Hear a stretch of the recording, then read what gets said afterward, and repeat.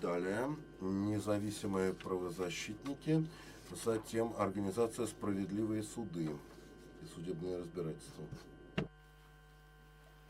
Дамы и господа, сегодня я хочу говорить об одной из главнейших проблем в Таджикистане – о психологических и физиологических пытках. Психологические пытки у нас начинаются буквально с момента рождения, с того момента, как с наших матерей акушер-гинеколога требует деньги, как это в течение 20-летий вошло в медицинскую практику. Далее психологические пытки преследуют нас всю жизнь, оставшуюся жизнь, не говоря о физической пытке. Мои рекомендации – с целью предотвращения пытки выполнять требования закона о недоступности допроса подозреваемого без участия адвоката. Неукоснительно соблюдать закон в отношении несовершеннолетних детей, допросить которых можно исключительно в присутствии его законного опекуна.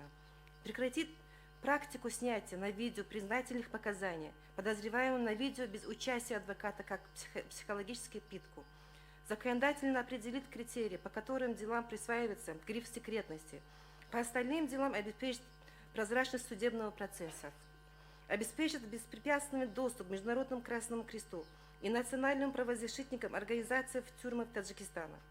Пытка корни распустили в следственных органах, на местах лишения свободы и даже на судебных системах.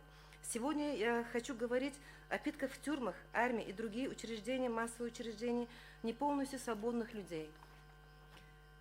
Работники оперативной группы следственных органов при задержании человека и позже во время долгих бесконечных допросов применяют самые жестокие пытки для получения признательных показаний за совершение какого-нибудь преступления, закрепляя свой доклад фактом.